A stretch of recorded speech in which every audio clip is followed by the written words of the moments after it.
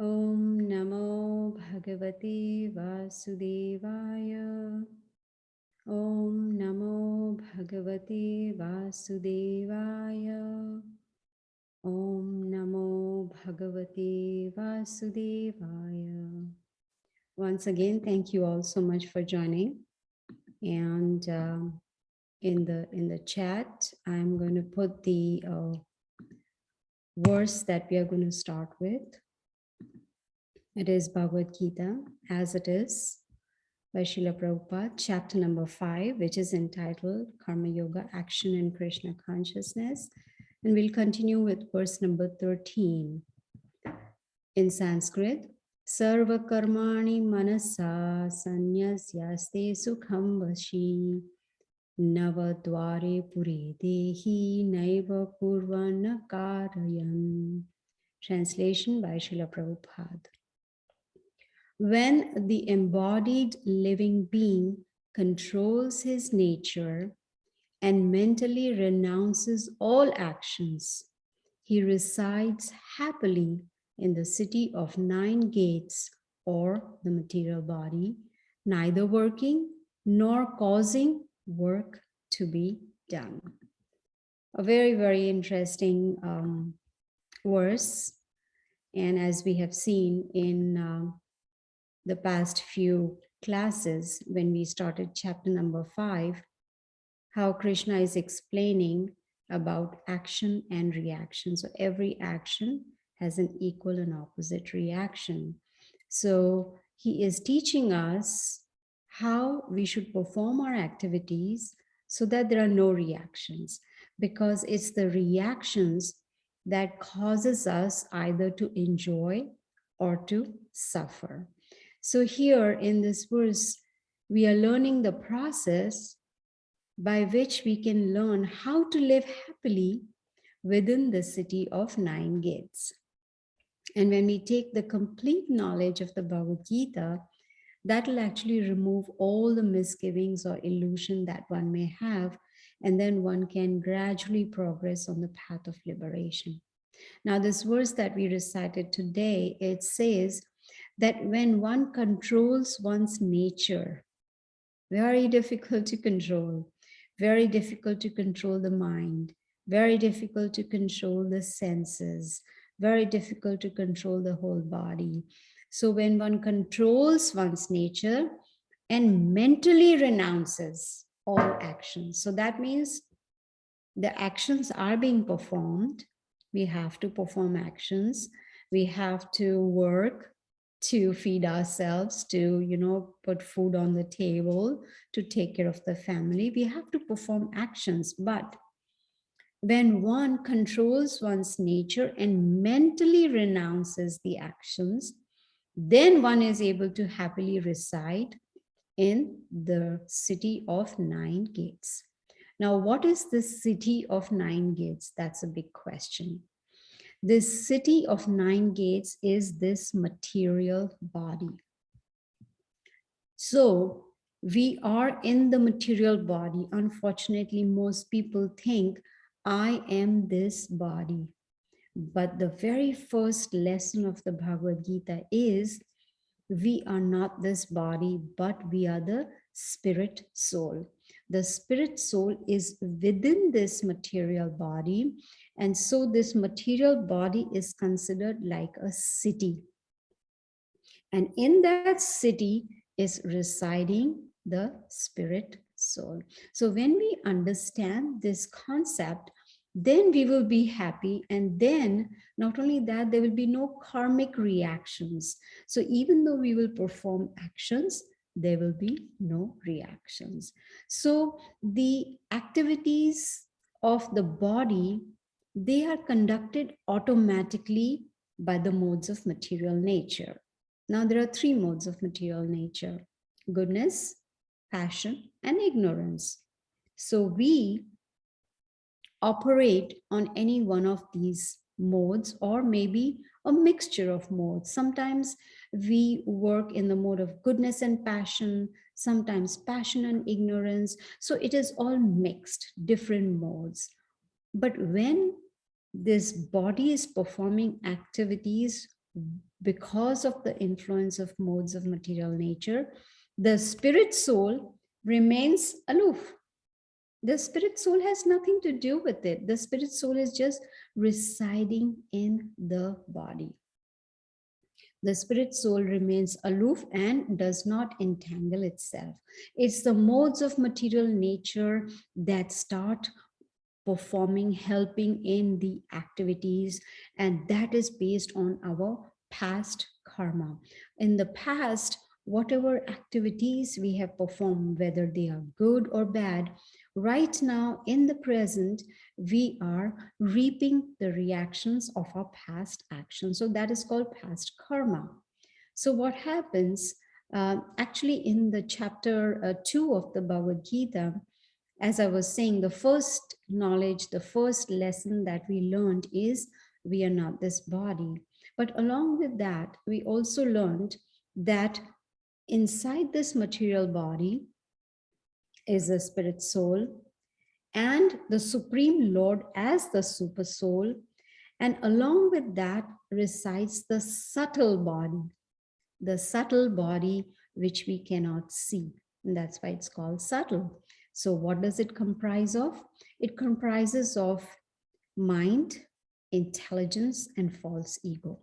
So when the soul leaves the body and goes on to the next body based on the past actions, based on past karma, it takes along with it the subtle body. So the mind, intelligence, and false ego that we have now is from our past lives. So it continues. That's why our nature also continues. So for instance, in this life, if I start performing actions in the mode of goodness, and if I do not liberate myself and go to the spiritual world when I leave this body and I take on another birth, in that body, my subtle body from this body will also go in there. So the soul needs to stay, it stays aloof actually. Soul has nothing to do, it's the actions performed by the body. And there is a process, just to not to disentangle ourselves, there is a process. And for that, one has to have the desire. If we have the deep desire, say for instance, I have a desire to become a singer, then to fulfill that desire, I will do whatever is necessary. I will get trained, I'll go to an experienced and bona fide teacher, learn the basics of singing, and do a lot of practice on a daily basis, learn, and then that's how with practice I will be able to sing. So it starts with desire. So if one has a desire to stop the karmic reactions, to stop karma, if one wants to liberate oneself, if one wants to become self-realized, to understand, who I really am. I am not this body. Let me give you an example. When I say go from point A to point B, I sit in my car. I start my car and I start driving. Now, when I'm sitting in the car, if I think I am the car, that would not be intelligent at all, because I am not the car. I am just sitting in the car and using the car as a vehicle to go to some place. Similarly, when the soul is inside the city of nine gates, this material body is the city of nine gates. So if the soul starts thinking, or the person starts thinking, I am this city, or I am this material body, then that is not intelligence at all. So to be able to differentiate between body and the soul, it requires mind control. It requires sense control. The senses need to be regulated. In other words, we need to purify the senses, purify the mind, and then we will come to a stage where we will perform actions, but we will renounce the actions. In other words, we will not be attached to those actions that we are performing. So it's important to understand that the mind needs to be controlled. Then we will go beyond the body concept. Then we will understand I am not this body, but I am the spirit soul. So it is just a step-by-step understanding. The Bhagavad Gita actually has 18 chapters and 700 verses, and each and every verse is very important. Like today we recited verse number 13 of chapter number 5, which is karma yoga. So in this chapter we are learning about actions and reactions. So when we forget who we are, when we forget that I am the spirit soul and I am not this body, then the suffering starts again, because it's just a matter of consciousness. It has nothing to do with activities. Of course, we have to do good actions, not sinful actions. But the more important thing is to understand that it is the body that is performing the actions, but not the spirit soul. Then there will be no suffering. And then gradually, we will start understanding our real identity, that of a servant of the Supreme Lord, a part of the Supreme Lord, a child of the Supreme Lord, and a spirit soul. So the actions remain the same, but the consciousness changes. So now the important question is, what are these 9 gates? The 9 gates in this city. So I'm pretty sure y'all would have heard about Upanishads, like we have the Puranas and the Upanishads. So one of the Upanishads called Shvetashvatara Upanishad, there is a description about these 9 gates in the city. What are those 9 gates? 7 of them are above and 2 of them are below the belt. Let me explain. 2 eyes, 2 nostrils, 2 ears, 1 mouth. These are 7 gates. Then 1 anus and genitals. So these are the 9 gates in the city. Now, when we talk about these 9 gates, we need to understand that they are concerning this material body, this city called the material body. So we need to differentiate between the city of 9 gates and the spirit soul. We are spirit souls and we are living in the city of 9 gates right now. So basically, Krishna is trying to explain to Arjuna that we need to go beyond the body concept of life.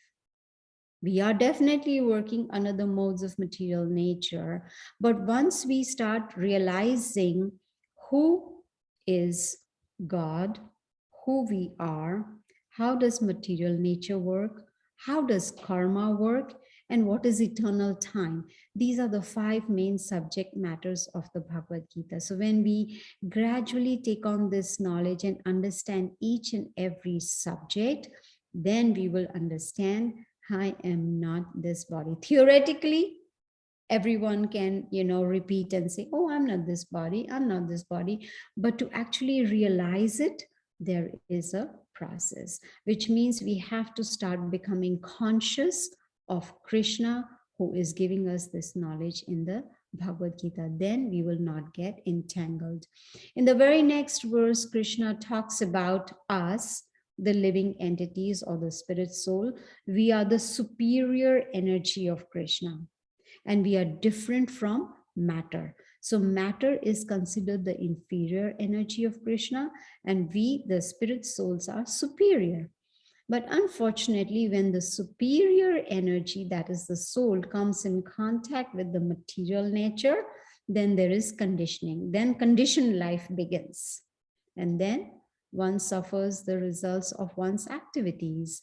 Why? Because one is still on the bodily platform of life and has not raised the consciousness to spiritual consciousness. So to be able to get rid of the sufferings that we may be experiencing in our lives, we need to stay aloof of the activities that we perform. And Bhagavad Gita teaches us gradually how to stay aloof. And the very first thing to understand is that I am not the controller. I am not the proprietor. That is a mistake we make. We think I am the controller of this body. I'm the controller of my spouse, my family, my children, my relatives, my parents. I am the controller in the office. This itself, this consciousness makes us suffer more and more. And to able to come out of this cycle, we need to transcend the three modes of material nature. Of course, when we go to chapter number 14 of the Bhagavad Gita, the whole chapter is about the modes of material nature. How, when we eat in a different mode, what are the reactions? How we perform our activities in a different mode, what are the reactions? So the whole chapter is about the modes of material nature: goodness, passion, and ignorance. And above all, Krishna gives us the formula or the process how to go beyond these three modes and go to the transcendental mode, which is called pure goodness. That pure goodness, when we operate in pure goodness, then there are no reactions at all. So knowledge is very, very important. We have noticed even in our day-to-day lives. Say, I want to learn karate, I need to have knowledge. If I want to learn to, do some business, I need to have knowledge. Knowledge is very important. That is the key to success. And Bhagavad Gita teaches us how we can somehow or the other remove the ignorance and come to the light, the enlightenment, to remove the ignorance and enlighten oneself with knowledge. In fact, in the beginning, Krishna explains to Arjuna that one should slash the ignorance with the weapon of knowledge. So take the weapon of knowledge and remove the ignorance. Then we will come to a stage of liberation where we will still be in this material world. We will still be in this material body. We will still be performing activities in the material world, but our consciousness will be liberated. There will be no more bondage. In the 3rd chapter of the Bhagavad Gita, which is also entitled Karma Yoga, Krishna says, Yagnarthat karmanonyatra lokoyam karma bandhanaha tad artham karma kanteya mukta sangha samachara. This is in Sanskrit. What does it mean? Krishna says work done as a sacrifice for him has to be performed. Otherwise, work causes bondage. So if we do not perform our activities as a sacrifice for the Supreme Lord, the work is going to cause us bondage, which means we will come into the cycle of action and reaction, which means enjoying and suffering. We will just keep continuing in that cycle. So Bhagavad Gita just teaches us an art of living free. It teaches us how to lead a karma-free life, how to be happy in this city of 9 gates, the city of 9 gates, which is the material body. And what does that mean? That means we perform our prescribed duties, but we stay aloof. We don't get attached to the results of the activities. See, when there is an attachment to the results, then there is a cause for suffering. Then there is agitation, frustration, all that. So if we really want to learn how to stay aloof, we need to get detached from our activities. Then there will be no more reactions. Now, in the following verse, number 15, the Supreme Lord says that whatever activities we are performing, he has nothing to do with it. We cannot blame him for anything. He does not suffer the sinful reactions of our actions, nor does he enjoy the good reactions of our good actions. No, he has nothing to do with it.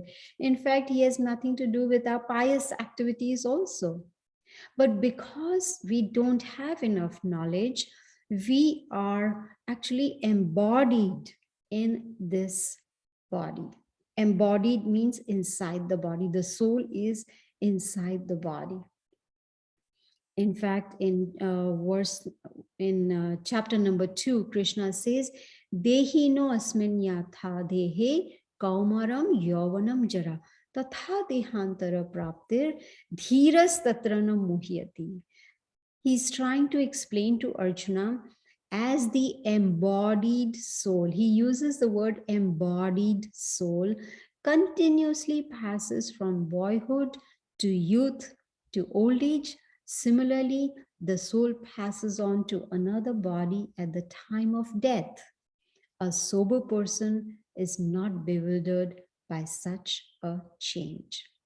So you see, there also he's talking about embodied. That means the soul is stuck inside the body, it's embodied. And because of lack of knowledge, there is bewilderment. But once we start taking on knowledge from the Bhagavad Gita, then the real identity will be discovered. We will then understand, yes, I am a spirit soul. So Bhagavad Gita is explaining, giving in detail the solutions to all the problems. In fact, when we come to the end of this chapter number 5, the very last verse, Krishna gives us the peace formula. How merciful of him. He's giving us a formula by which we can become peaceful. So to reach that stage, we need to take baby steps, step by step understand. And in this verse 15, Krishna says that the Supreme Lord is not the cause of our sufferings. It is our past karma. It is our past activities that are giving us reactions now. And because of ignorance, because of lack of knowledge, we are not able to understand what our true identity is. So if we want to end the chain of reactions, then best thing is to take on knowledge. You know, we are very fortunate that at least all of you who have joined today to hear the Bhagavad Gita, we are very fortunate that we have got an opportunity to hear and understand the Bhagavad Gita. Krishna tells Arjuna, Bahunam Janmanam Ante Gyanavan Mam Prapadyate. Vasudeva Sarvamiti Sa Mahatma Sudurlabha. He's talking about a Mahatma, a great soul. He says, after many, many births, one gets an opportunity to hear Bhagavad Gita. One understands that Krishna, Vasudev, is all in all. One is able to understand Krishna is the cause of all causes. And he says, Sa Mahatma Sudurlabha. Such a great soul is very rare. So it is not like, for instance, when I post the event on the Facebook page, you know, with the Zoom link about a Tuesday Bhagavad Gita classes at 7:30 p.m. Eastern Time, almost 100 plus people are interested. And maybe 30, 40 say, yes, we will attend. But let's see, 1, 2, 3, 4, 5, 6, 7, 8, 9, 11 have joined. It's very rare. It's very rare to get the opportunity to hear Bhagavad Gita. And after getting an opportunity, it is very rare that people decide, yes, I do want to get some knowledge. I want to understand, who am I?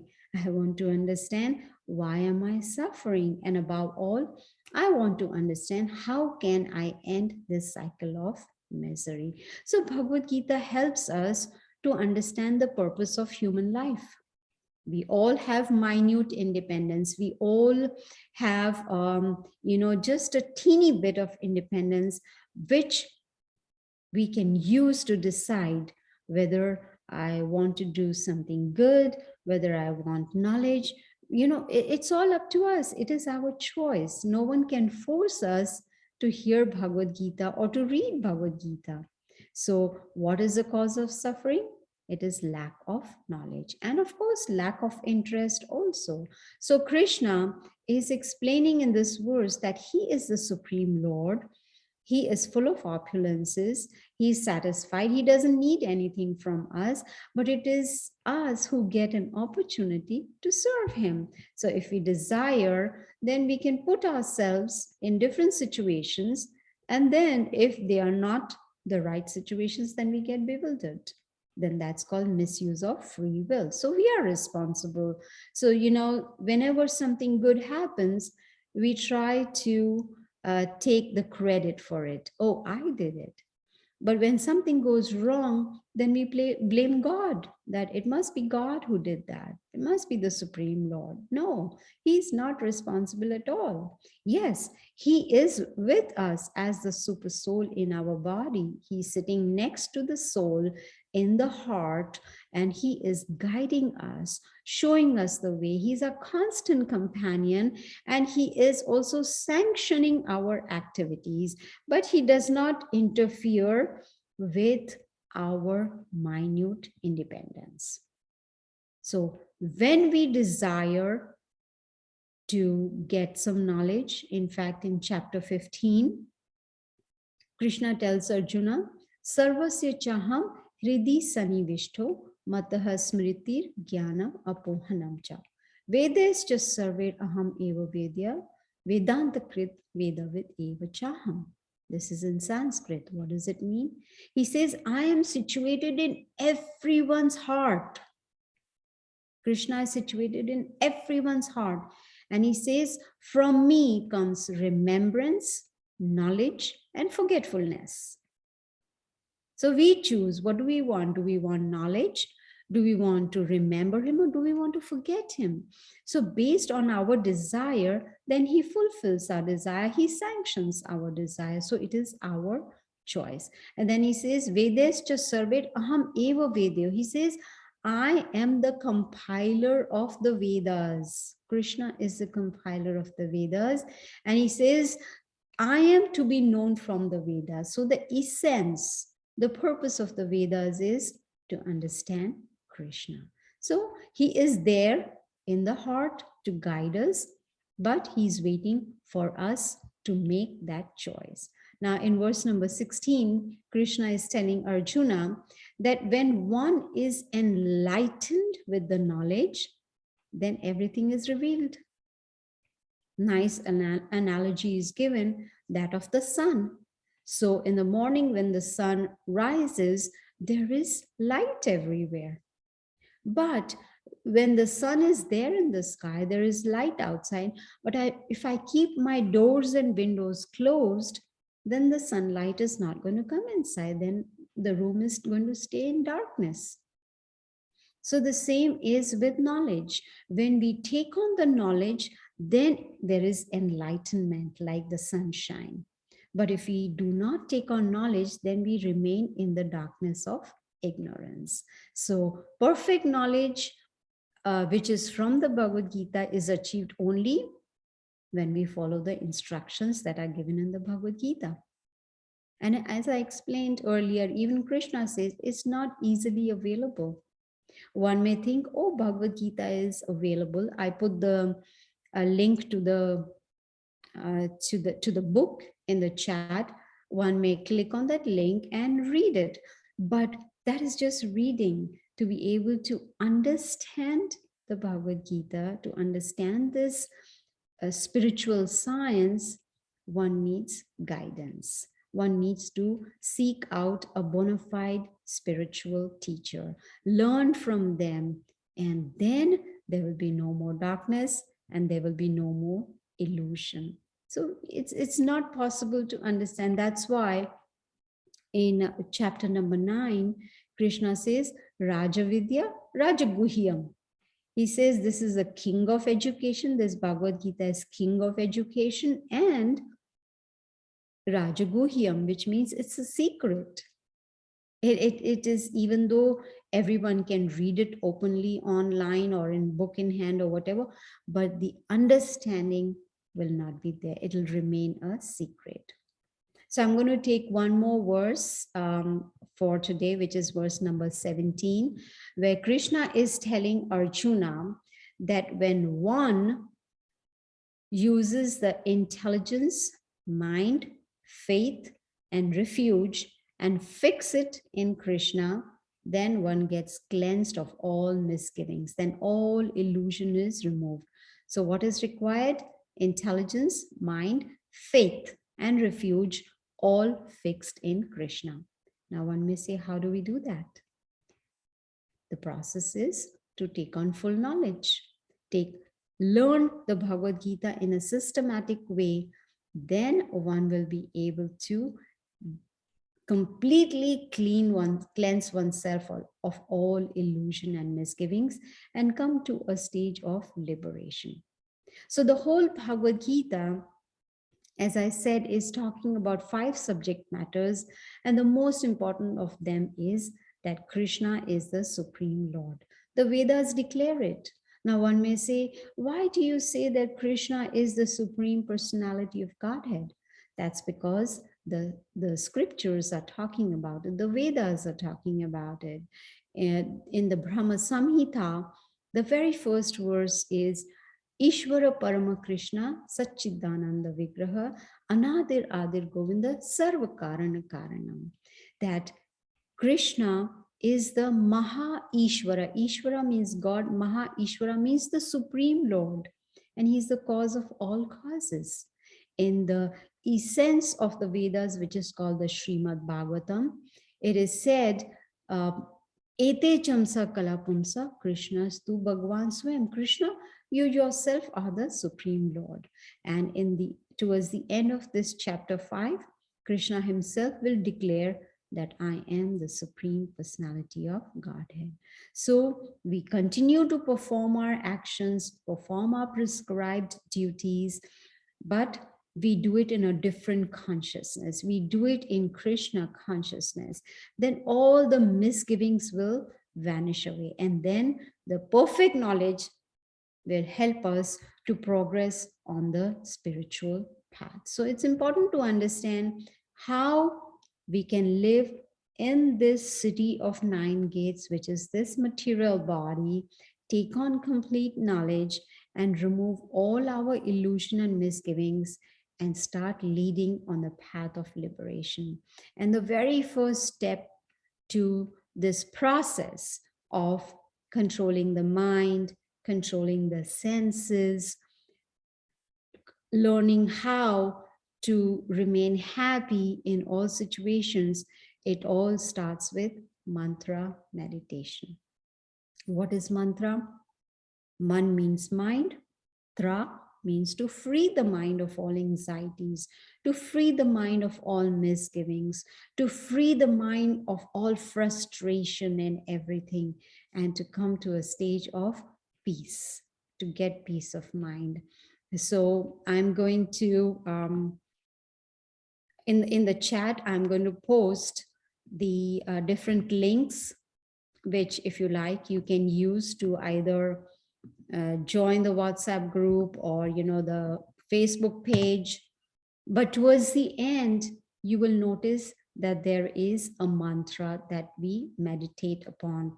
So it's my humble request that if you can please, while I, do this mantra meditation, if you can also, try and do it along with me, and then you will see the benefits. So that is the mantra. So I'll just chant for a few minutes just to give you an idea, how this mantra can free us from all anxieties. Hare Krishna, Krishna Krishna, Hare Hare, Hare Ram, Ram Ram, Hare Hare. Hare Krishna, Krishna Krishna, Hare Hare, Hare Ram, Ram Ram, Hare Hare. Hare Krishna, Krishna Krishna, Hare Hare, Hare Ram, Ram Ram, Hare Hare. Hare Krishna, Krishna Krishna, Hare Hare, Hare Ram, Ram Ram, Hare Hare. Hare Krishna, Krishna Krishna, Hare Hare, Hare Ram, Ram Ram, Hare Hare. Hare Krishna, Krishna Krishna, Hare Hare, Hare Ram, Ram Ram, Hare Hare. Hare Krishna, Krishna Krishna, Hare Hare, Hare Ram, Ram Ram, Hare Hare. Hare Krishna, Krishna Krishna, Hare Hare, Hare Ram, Ram Ram, Hare Hare. Hare Krishna, Krishna Krishna, Hare Hare, Hare Ram, Ram Ram, Hare Hare. Hare Krishna, Krishna Krishna, Hare Hare, Hare Ram, Ram Ram, Hare Hare. So this is how we do the mantra meditation. So I would humbly suggest that you please try it. Try it at home, maybe just for 10 minutes, and then you will be able to see the difference in your consciousness. This is a very powerful mantra which has been used for millions and millions of years. And it is just a way to pray to the Lord that please engage me in your service. These are very powerful sound vibrations that can cleanse our heart, and then we can understand how we can live happily in the city of nine gates.